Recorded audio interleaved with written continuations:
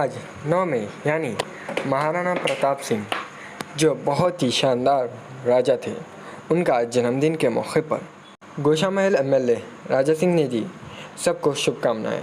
आइए सुनते हैं गोशामहल एमएलए राजा सिंह की जुबानी। जिन्होंने अपने जीवन में दुश्मन के आगे नहीं झुका, ऐसे वीर महायोद्धा शिरोमणि महाराणा प्रताप जी की आज जयंती है। इस जयंती के शुभ अवसर पर पूरे भारतवर्ष में मेरे बसे हुए मेरे हिंदू वीरों को हार्दिक हार्दिक शुभकामनाएं देना चाहूँगा।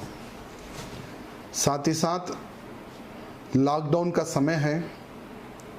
पूरा भारत ही नहीं, पूरा विश्व आज कोरोना वायरस की मार से बहुत ही परेशान है और एक तरफ कोरोना कम होना है बोलकर पूरा हिंदू समाज एकजुट होकर घरों में लॉकडाउन है, तो दूसरी तरफ इन जमातियों के कारण कोरोना वायरस की संख्या बढ़ते जा रही है, लोग मरते जा रहे हैं। मेरे भाइयों, हमें वो समय याद रखने की आवश्यकता है और वो इतिहास हमें याद रखने की आवश्यकता है जिनके कारण आज हमारी पहचान है। उन योद्धा अगर वो समय पर नहीं लड़ते तो आज हम गुलाम रहते। तो आज हम 480वां महाराणा प्रताप जी की जयंती हम लोग घर में बैठकर लॉकडाउन के समय पर मना रहे हैं। जिनको महाराणा प्रताप जी के बारे में पता नहीं है, ऐसे बहुत सारे लोग हैं मेरे भाइयों, तो मैं उनको मेरे चंद शब्दों में बताना चाहूंगा कि महाराणा प्रताप एक ऐसे शूरवीर योद्धा थे जिन्होंने अपने जीवन काल में सिर्फ भारत देश की रक्षा और मेरे हिंदू समाज की रक्षा, यही सोच रखकर महाराणा प्रताप ने अपने जीवन को बिताया है। साथ ही साथ आज हम कई लोगों को ये हमें देखने को मिलता है कि बहुत सारे लोगों को महाराणा प्रताप जी के बारे में, उन विषयों के बारे में पता नहीं है। तो मैं उन तमाम भाई बंधुओं को ये कहना चाहूँगा, थोड़ा सा समय निकाल कर, अभी तो लॉकडाउन है, मैं समझता हूँ कि आप लोग घर में बैठकर न्यूज़ या कोई अच्छी मूवी सब चीज़ देख रहे होंगे, तो मैं उन सबसे ये निवेदन करना चाहता हूँ कि एक बार महाराणा प्रताप जी का इतिहास उठाकर देख ले। आपको यूट्यूब पर या गूगल पर महाराणा प्रताप जी का इतिहास अगर आप जस्ट सर्च करोगे तो उनका पूरा का पूरा इतिहास आपको दिखेगा। तो थोड़ा सा उनका इतिहास हर वो भारतीय को जानने की एवं समझने की आवश्यकता है कि महाराणा प्रताप का जन्म 15वीं सदी में हुआ, शताब्दी में, 15वीं शताब्दी में हुआ और यानी आज ही के दिन 9 मई 1940 में कुंभलगढ़ के किले में महाराणा प्रताप का जन्म हुआ।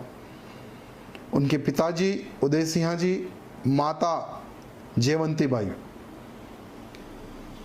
अगर हम थोड़ा सा समय निकालकर कि महाराणा प्रताप का जीवन किस प्रकार से था, मेरे भाइयों, अगर हमारे घर में किसी बालक का जन्म होता है और वो धीरे धीरे से जब बड़ा होता है ना, तो हम लोग उस बालक में कईयों आशाएं हम लोग देखते कि हमारा बच्चा बड़ा होगा, डॉक्टर बनेगा, इंजीनियर बनेगा, एवं अनेकों हम सपने देखते। लेकिन महाराणा प्रताप की माँ जयवंती बाई जी ने कि मेरा बेटा एक योद्धा बने, ये सोच माता जी की थी और ऐसे ही एक योद्धा का निर्माण किया।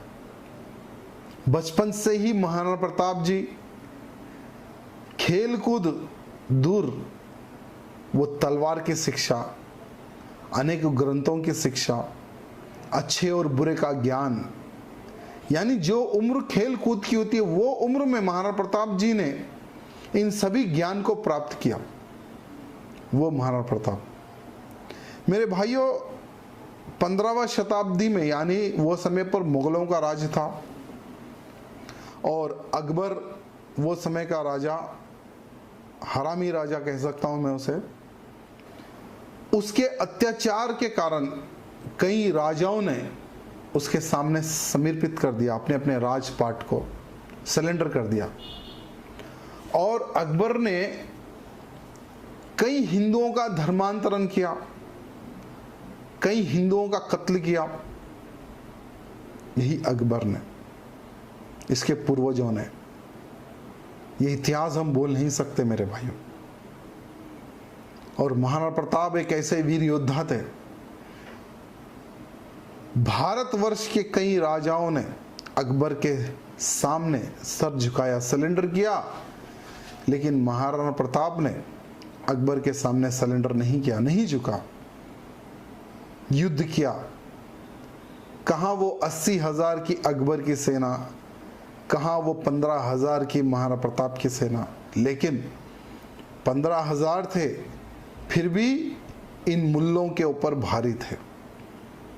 एक एक महाराणा प्रताप का सैनिक 100 इन कटुओं पर, इन मुसलमानों पर भारी पड़ रहा था। एक एक महाराणा प्रताप का सैनिक मेरे भाइयों। अकबर जब सोता था ना, तो नींद में महाराणा प्रताप जब इसके सपने में आते तो झट से उठकर खटाई से नीचे गिरता था। यानी महाराणा प्रताप का उतना भय अकबर में था मेरे भाइयों, उतना डरता था अकबर महाराणा प्रताप से। और हर एक को कहता था कि जो भी महाराणा प्रताप को पकड़ के लाएगा, मुंह मांगा इनाम दिया जाएगा। तो एक हरामी मुसलमान बेलोर खान को भेजा सेना देकर, युद्ध हुआ। महाराणा प्रताप ने इस बेलोर खान को घोड़े के साथ 2 टुकड़ों में काट दिया। वो शूरवीर महाराणा प्रताप, जिनके भाले को देखकर अच्छे अच्छे लोग डर जाते थे, दुश्मन डर जाते थे, तलवार की धार देखकर डर जाते थे।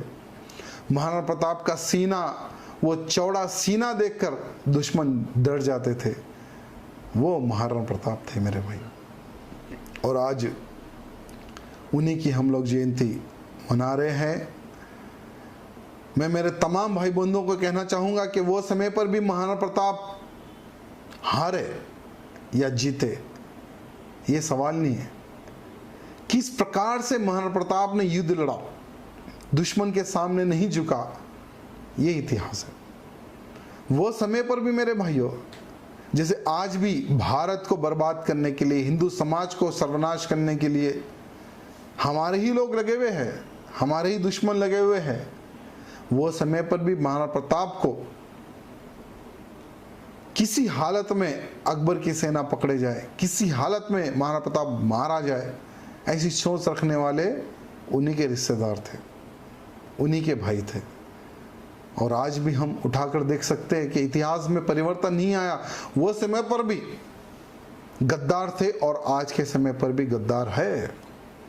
एक तरफ लॉकडाउन लगाकर मोदी जी चाहते कि मेरे भारतवासी बच जाए, हिंदू, मुस्लिम, सिख, ईसाई सभी लोग बच जाए, तो दूसरी तरफ कई ऐसे पॉलिटिकल लीडर्स हैं जो मोदी जी के इस लॉकडाउन के ऊपर आवाज़ उठाते, क्वेश्चन उठाते हैं। शर्म की बात है।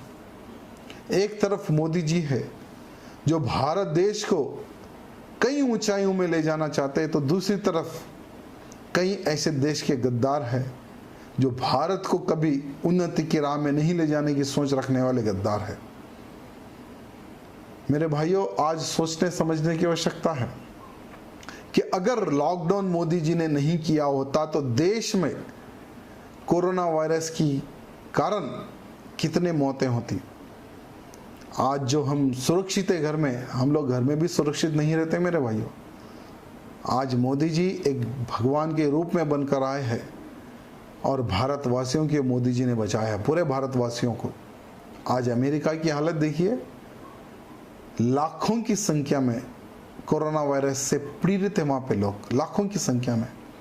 रोज़ाना 2000-3000 लोग मारे जा रहे हैं अमेरिका जैसे कंट्री में। अनेकों कंट्रियों में लोग जैसे चींटियां मारे जाती है ना, वैसे चींटियों की तरह लोग मारे जा रहे कोरोना वायरस की वजह से। आज जो घरों में बैठकर कांग्रेसी हो या ममता हो या कोई भी हो, जो घरों में बैठकर जो कमेंट कर रहे हैं ना, उनको कहना चाहूँगा कि अगर तुम्हारे में दम है, जहां पर कोरोना वायरस से जो मरीज का इलाज होता है, Subscribe now and press the bell icon. Never miss an update.